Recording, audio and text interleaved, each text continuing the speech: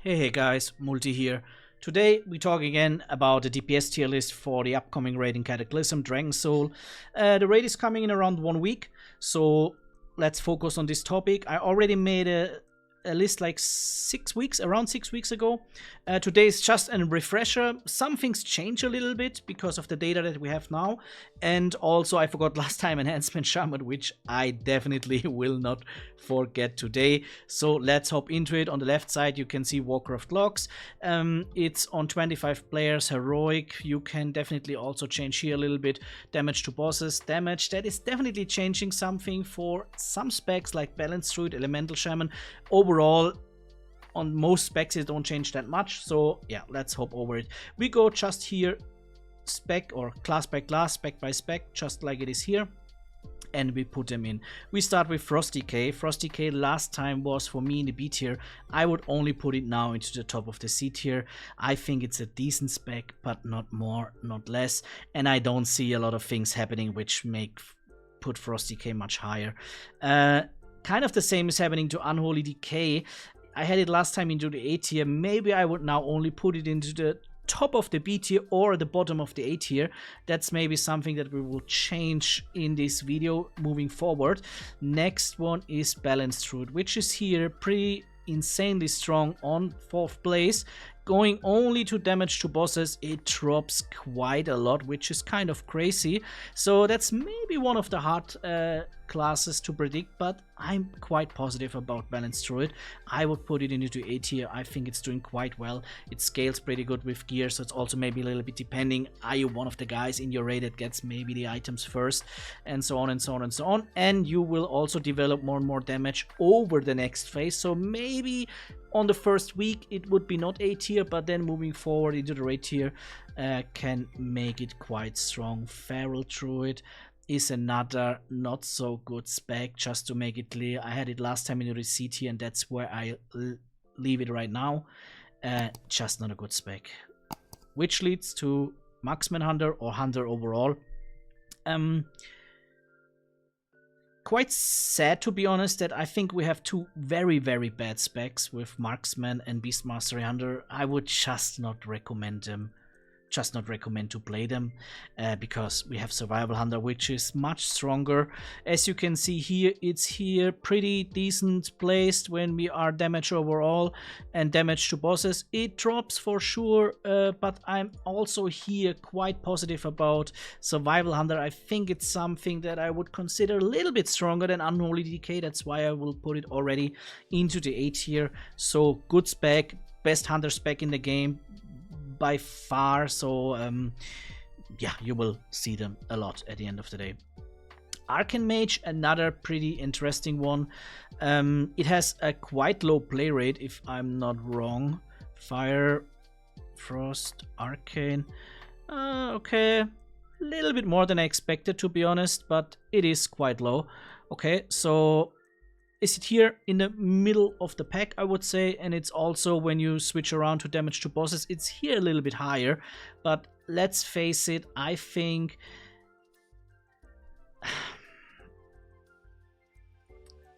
it can be A tier if you are one of the guys, again, in your raid group that gets maybe a lot of items pretty early on, because you scale crazy with items, kind of the same like Fire Mage, but Fire Mage has just the upside over you. So what should I say about Arcane Mage? We can argue middle of the pack, we can argue a little bit higher depending on if you get the items or not. So it's always sometimes a little bit hard to predict those specs exactly.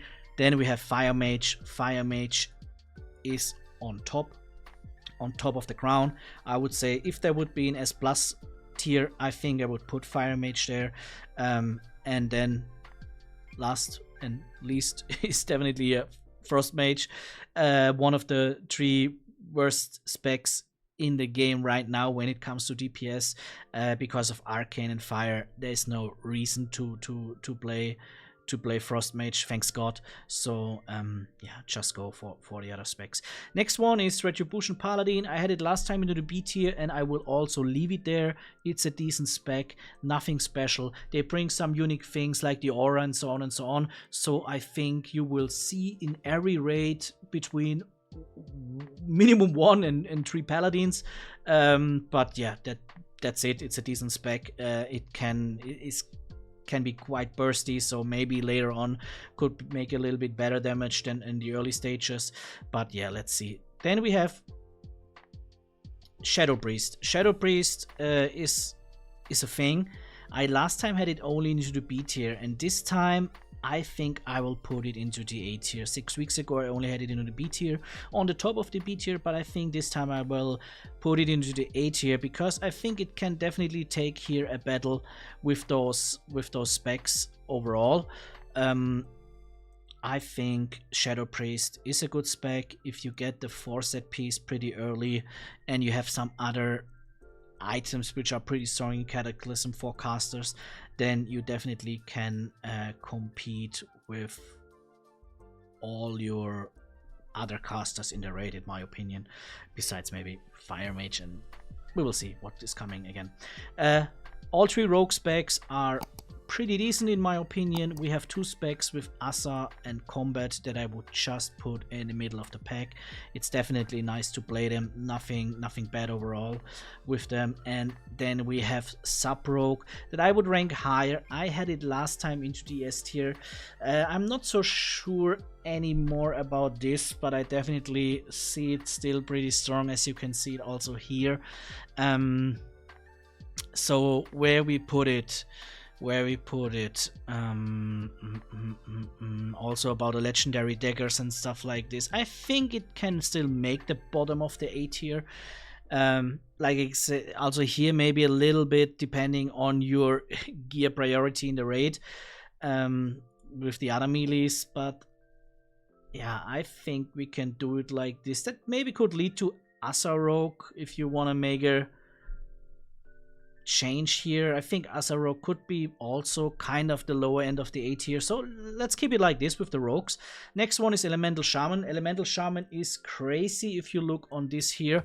Damage to bosses is here not that high, but if you hop over to damage overall, 2nd place, which is kind of crazy, and I think Elemental Shaman can be a pretty strong spec in the next tier. That's why I had it 6 weeks ago into the A tier. I will put it right now A tier again. So you are definitely in a good position playing Elemental Shaman right now. Next one is Enhancement Shaman that I sadly forgot the last time. As you can see here, middle of the pack, when we change it to damage to bosses, it's nearly on the same spot, which means I would just put it in the middle of the pack. It has a little bit of upside, I think, but not that much that I would say like, okay, go for it, Elemental Shaman, Shadow Priest range. No, that's honestly not what I see here with Enhancement Shaman. And then we have, what is next? Next one is Affliction Warlock. I had it in the middle of the pack, and that's where I leave it, I would say. It has a little bit of upside as well, but not as much that I would say let's go for it. And I would say the same about Destruction Warlock. Good specs, pretty good specs in general. Also you can see here there's damage to bosses, damage here. Yeah, pretty good specs. Maybe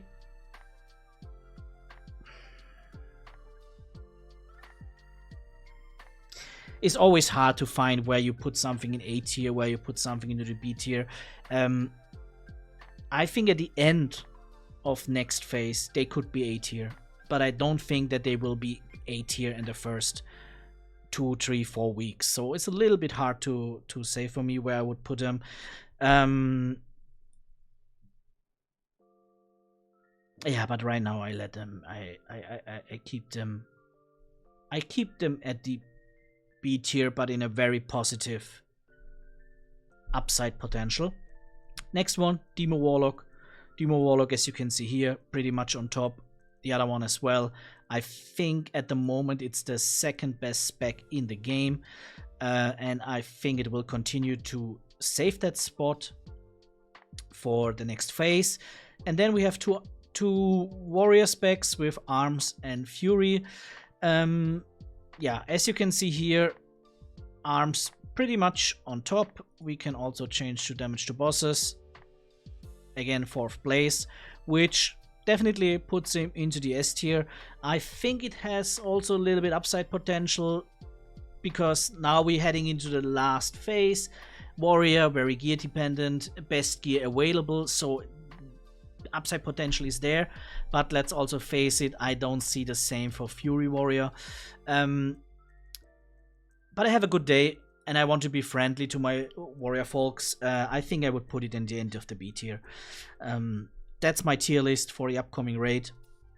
I think we have more upside and downside potential looking at Elemental Shaman, Balanced Druid, Shadow Priest, maybe another rogue spec, then a sub-rogue could rise. Survival Hunter, I want to see what's going on. And downside potential, I don't know. I don't really see it. Or Warlock specs also with upside potential with Affliction, Destruction. So I think overall the game is pretty much very good balanced. If you maybe don't think about those 3 specs, I think those ones are all on a decent level. I think you can also see it here.